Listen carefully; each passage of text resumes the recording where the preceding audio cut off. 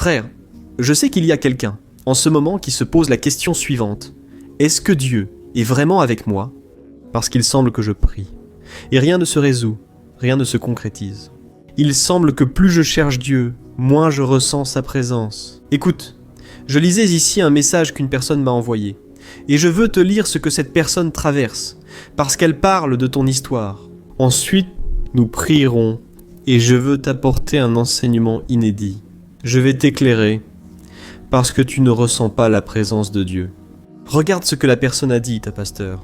Je dois avouer quelque chose que je n'ai jamais confié à personne. Je prie chaque jour, mais Dieu ne semble pas m'entendre.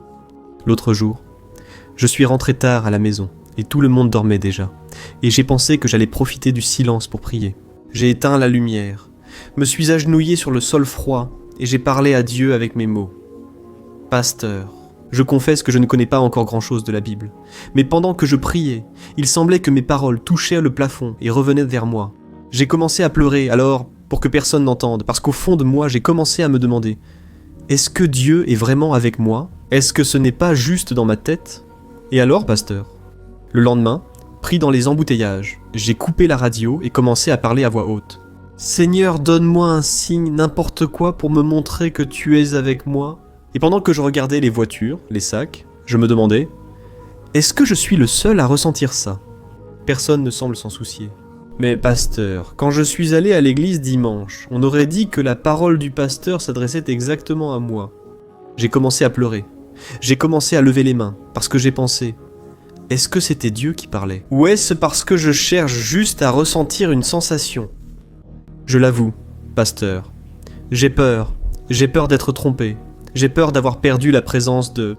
Et maintenant, je ne sais même plus à qui je peux me confier, s'il vous plaît. Ce silence qui détruit mon âme, est-ce que je suis la seule à traverser ça? Écoutez mes frères, j'ai été tellement touché par cela ici, et je veux vous apporter un enseignement. Pour ne rien perdre de ce que je vais te transmettre, ferme les yeux là où tu es. Faisons une prière et demandons à Dieu de nous parler aujourd'hui, pour que ce ne soit pas juste un mot de plus. D'accord? Ferme les yeux, prions. Seigneur mon Dieu et mon Père, nous sommes ici dans ta présence sainte, merveilleuse et accessible. Père, je mets devant toi ce moment ici. Cette personne a tout arrêté pour m'écouter. Et que je ne sois pas seulement une personne qui parle de ta parole, mais que je sois la bouche du Seigneur en ce moment. Père, combien de personnes souffrent comme cette mère, cette jeune femme qui m'a parlé, Père? Beaucoup de personnes se sentent maintenant au fond du gouffre. Et je te demande que ce message d'aujourd'hui soit un baume dans le cœur de cette personne, apportant la paix, la guérison et le repos à son âme. Au nom de Jésus, nous prions. Amen. Gloire à Dieu. Frère, commençons le message d'aujourd'hui. Mais je veux que tu te concentres. Toi qui es peut-être au travail, dans les embouteillages, laisse le message te parler et ouvre ton cœur. D'accord?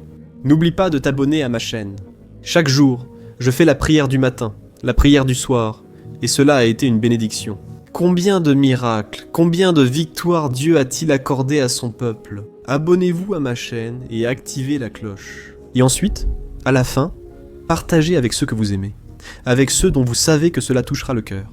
D'accord? Gloire à Dieu, frère. Je pense que la plupart d'entre nous en ont déjà tiré cette conclusion, n'est-ce pas? Qu'à un certain moment de notre vie, il semble que tout est bloqué. Il semble que Dieu n'exauce pas notre prière, vraiment. Il semble que ce désert dans lequel nous sommes ne finira jamais, n'est-ce pas? Et nous devons donc parler de ce sujet avec sincérité. Parce que la réponse que la plupart d'entre nous entendons à l'église, malgré la bonne intention des gens, finit souvent par nous blesser. La première chose à laquelle les gens pensent ou nous disent, quand nous avouons que nous ne ressentons rien, c'est que nous sommes dans le péché, n'est-ce pas? Tout le monde pense comme ça. Ah, si tu ne ressens rien, si rien ne se passe dans ta vie, c'est parce que tu as dû laisser une faille et tu dois examiner ta vie. Écoutez frères, ne me méprenez pas. Bien sûr, le péché peut créer une barrière dans notre communion avec Dieu. Dans la Bible, nous voyons le prophète Isaïe dire que nos péchés font une séparation entre nous et notre Dieu. Et, à cause de cela, il ne nous écoutera pas. Alors, frères, c'est vrai que le péché gêne vraiment notre communion avec Dieu, et pour cette raison, nous devons nous repentir. Sabe, se tem uma coisa que... Accompagner la vie du chrétien jusqu'au dernier jour, Tant qu'il est ici sur terre, c'est le repentir, c'est cela qui ne doit jamais manquer dans notre vie. Mais aujourd'hui, j'ai senti dans mon cœur de te dire quelque chose que presque personne ne dit. Et cela peut être la clé pour que tu libères ton âme d'une culpabilité que tu n'as pas besoin de porter. Vous savez, frère, dire que tout est péché, dire que tout vient du diable, c'est très facile, frère. Les gens pensent que ce manque de sentiment est toujours parce que nous sommes, même si nous ne le savons pas. Penser ainsi, frère, c'est imaginer Dieu comme un père qui n'en lasse son fils que quand il agit parfaitement. Frère, je ne sais pas pour vous, mais je suis le père d'un couple, de Lorena et de Daniel. Écoutez, même quand ils échouent, quand ils font quelque chose que je n'aime pas, frère, mon amour pour eux reste le même. Mon amour pour eux est inconditionnel. Maintenant, combien plus l'amour de notre Dieu, Amen, l'amour de notre Père, frère, est parfait. Alors, la première chose que j'ai besoin que tu comprennes, la première vérité que nous devons clarifier ici, c'est qu'il existe une grande différence entre la présence omniprésente de Dieu. Garde ça. La présence omniprésente de Dieu et la présence manifeste de Dieu sont deux choses totalement différentes. Allez, laisse-moi t'expliquer la présence omniprésente de Dieu. C'est une vérité qui est dans la Bible. C'est une promesse qui ne peut pas être brisée. Parce que Dieu est partout, tu es d'accord. Et la Bible a remis sa vie à Jésus. Celui qui a reconnu qu'il est son sauveur, mort sur la croix pour ses péchés et ressuscité. Maintenant, cette personne est enfant de Dieu. Elle n'est pas n'importe qui. Elle n'est pas condamnée. Elle a déjà été sauvée par la foi en Jésus. Et le Seigneur Jésus lui-même a promis à ses disciples et à nous tous qui croyons en lui. Il a dit ceci. Voici, je suis avec vous tous les jours jusqu'à la fin du monde. Alors, frère, il est déjà là. Il a promis qu'il serait avec nous, n'est-ce pas? Et là, dans le livre des Hébreux, chapitre 13, la parole de Dieu nous assure « Je ne te laisserai jamais, je ne t'abandonnerai jamais ». Alors, frère, c'est la première chose dont nous devons être sûrs. Ceci est un fait. C'est une alliance que Dieu a faite avec nous par le sang de Jésus. Alors, n'est-ce pas merveilleux? La présence de Dieu ne dépend ni de votre humeur, ni de vos performances spirituelles. On peut le dire ainsi, non? Cela ne dépend pas de votre façon de gérer les épreuves, tests et difficultés de la vie. Et cela ne dépend pas non plus du fait que vous ressentiez Dieu ou non. Pourquoi? Cette présence repose sur la fidélité de Dieu, et non sur votre fidélité. Et l'apôtre Paul est même allé jusqu'à dire ceci. Même si nous sommes infidèles, Dieu demeure fidèle, car il ne peut se renier lui-même. Et Dieu a promis qu'il ne nous abandonnera jamais. Il ne nous laissera jamais. Gloire à Dieu, frère. Encore une question, n'est-ce pas? Ressentir Dieu, c'est percevoir sa présence manifeste. C'est notre perception. C'est ce sentiment que nous avons. Que la présence de Dieu est réelle dans notre vie et parmi nous. Tu sais ce frisson que tu ressens à l'église, tu sais ces larmes merveilleuses quand tu écoutes une louange, cette paix que tu ressens dans ton cœur. Frère, c'est la présence manifeste de Dieu. Mais je dois te dire une chose, elle ne restera pas tout le temps avec toi, cette présence manifeste. Elle vient et elle repart. La grande erreur que font la plupart des gens. Frère, ce grand piège spirituel, c'est quand on construit notre foi sur les sentiments, au lieu de la construire sur le roc. Sur la parole de Dieu, qui est le Seigneur Jésus lui-même. Amen. Alors, réfléchis avec moi, David, par exemple, était un homme selon le cœur de Dieu. Il a été l'auteur de tant de psaumes, n'est-ce pas? Qui nous inspirent et nous fortifient encore aujourd'hui, surtout dans les moments les plus difficiles. Et regarde, fais bien attention à ce qu'il a prié dans le psaume 22, versets 1 et 2. Il a prié ainsi. « Oh mon Dieu, pourquoi m'as-tu abandonné? Pourquoi es-tu si loin de me secourir, si loin des paroles de ma détresse? Je crie vers toi le jour, mon Dieu, mais tu ne me réponds pas. Je crie la nuit, mais je ne trouve pas de repos. » Voyez la profondeur, frère. Ceci n'est pas la prière de quelqu'un qui s'est égaré, de quelqu'un qui commet un péché caché, de quelqu'un qui est tiède dans la foi. Non, frère. Ceci est le cri d'une âme qui a de l'intimité avec Dieu, de quelqu'un qui était habitué à sa présence et qui maintenant ne trouve que le silence du Père. Frère, David se sentait abandonné. Il a dit ceci. « Je crie le matin, je prie le soir, mais je ne trouve pas de repos pour mon âme. Je n'ai pas la réponse que je cherche, frère. » Cette prière de lui était tellement sincère, tellement profonde, que le Seigneur Jésus lui-même l'a priée là sur la croix. Il a répété les mêmes paroles de David. « Mon Dieu, pourquoi m'as-tu abandonné ?»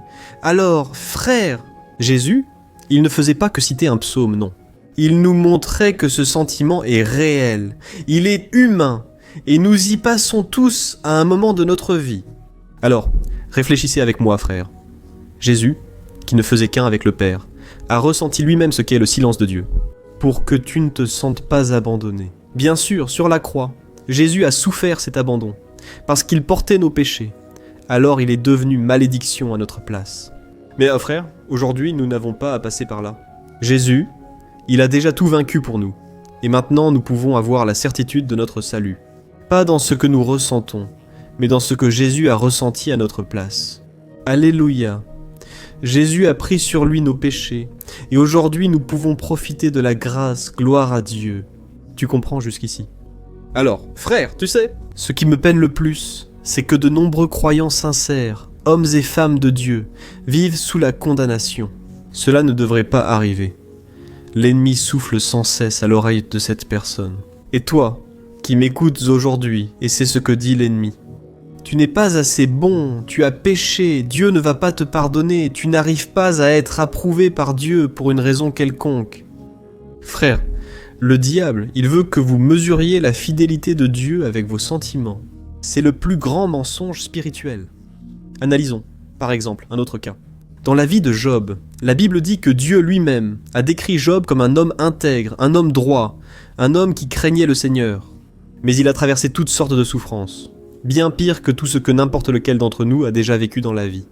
Frère, tu sais ce qui est pire. Quand il priait au milieu de sa difficulté, tu sais ce qu'il trouvait? Le silence de Dieu.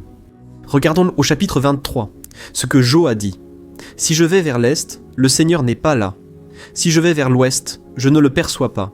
S'il agite au nord, je ne le vois pas. Et s'il se cache au sud, je ne l'aperçois pas. » En somme, mes frères, Job disait que Dieu se cachait de lui. Il ne savait pas pourquoi Dieu agissait de cette façon, mais il en est arrivé à cette conclusion. C'est comme si Dieu se cachait. Ce qui est le plus impressionnant et merveilleux, mes frères, c'est que Job ne s'est pas appuyé sur ses sentiments. Il avait une foi, au point qu'il a dit ceci. « Je sais que mon Rédempteur est vivant, et qu'à la fin, il se lèvera sur la terre. » Autrement dit, il croyait que le Seigneur était là, bien présent dans sa vie, même s'il ne ressentait pas sa présence. Amen, mes frères. Voici un secret rarement enseigné, ce désert que tu traverses, ce vide ressenti. Très souvent. Ce n'est pas un signe que tu t'es éloigné de Dieu, mais c'est un signe que Dieu t'appelle à te rapprocher de lui, à un niveau de foi plus mature. Vous savez, mes frères, la preuve que nous sommes mûrs spirituellement, c'est quand nous continuons à croire, quand nous continuons à prier, à chercher, à adorer Dieu, au lieu de se plaindre, au lieu de murmurer, même sans rien ressentir, même sans aucune émotion impliquée, tu comprends? C'est à ce moment-là que tu montres que tu es mûr spirituellement. Et peut-être que tu penses comme ça. Mais pasteur, combien de temps cela va-t-il durer?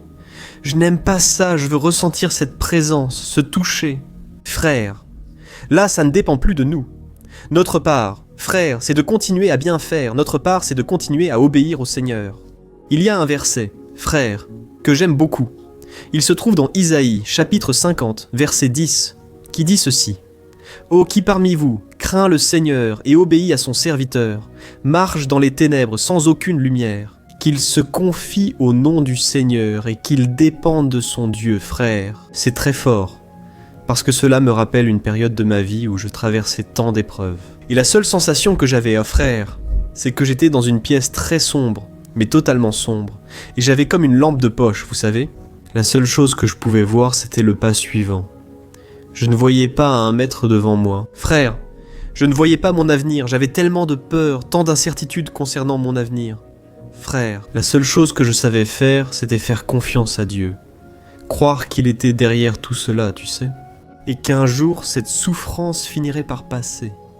Frère, faire confiance au Seigneur, c'est croire en son caractère et qu'il ne t'abandonnera pas.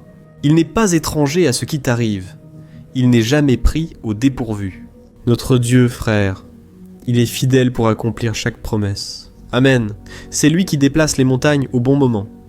Mais tu dois utiliser ta foi, alors ne te décourage pas. Et je vais te montrer ici maintenant 4 choses très pratiques, très rapides, pour que tu aies une foi mature qui plaît à Dieu.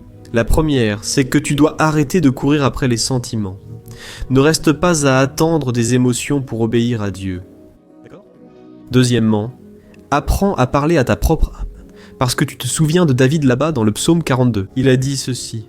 « Oh, pourquoi es-tu si triste ? Mets ton espoir en Dieu, car je le louerai encore. » Alors, David se rappelait à lui-même la fidélité de Dieu, tout ce que Dieu avait déjà fait dans sa vie. Troisièmement, ne reste pas isolé, ne t'éloigne pas des gens, car Dieu agit à travers les relations.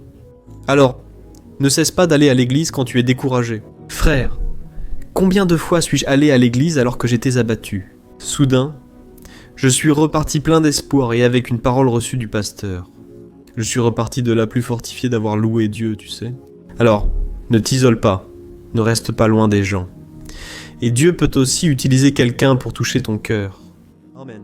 Et quatrièmement, sois sincère. Parce que ça ne sert à rien de cacher. Ça ne sert à rien de mettre un masque de super croyant, tu sais. Viens devant le Seigneur et répands ton âme comme David le faisait. Parle de ta douleur, de ta frustration, de ton sentiment d'abandon. Et je suis sûr que Dieu ne va pas t'accuser, frère. Quand on voit dans la Bible des paroles de lamentation, surtout dans les psaumes, on voit que ce n'était pas un manque de foi. C'était l'expression de quelqu'un qui exprimait ce qu'il ressentait. Parce que quand on garde tout pour soi, frère, on souffre beaucoup. On souffre bien plus que si on en parlait à quelqu'un, ou surtout à Dieu. Enfin, frère, méfiez-vous de ces formules que donnent les gens, d'accord ? Faites une campagne de 7 jours et vous allez sentir la présence de Dieu. Écoutez ce prédicateur proche du Seigneur, vous ressentirez alors la présence glorieuse du Père. Frère, ce n'est pas comme ça que ça fonctionne. Dieu se révèle au bon moment, mais le plus important, c'est que tu saches que sa présence est avec toi à tout moment. Alors, pour qu'on termine cette conversation d'aujourd'hui, la question n'est pas de savoir si tu ressens Dieu en ce moment. La question est, appartiens-tu au Seigneur ? Ton nom est-il écrit dans le livre de la vie ? Pas à cause de tes sentiments, de tes œuvres ou de tes mérites, mais à cause de ce que Jésus a fait à la croix du Calvaire. Et si tu mourais aujourd'hui, à cet instant précis, es-tu absolument certain que tes yeux s'ouvriraient en présence du Seigneur ? Pas parce que tu as ressenti quelque chose, mais à cause de ta foi. Alors tu es sur la bonne voie. Continue à persévérer. Dieu va te bénir puissamment de plus en plus. Amen, je suis le pasteur Antoine Junior. Si tu as aimé, demain j'ai un rendez-vous avec toi ici dans l'après-midi, à 2h30. Et n'oublie pas non plus de partager cette vidéo, car il y a beaucoup de gens qui ont besoin d'entendre la parole du Seigneur. D'accord ? Que Dieu te bénisse. Grosse accolade.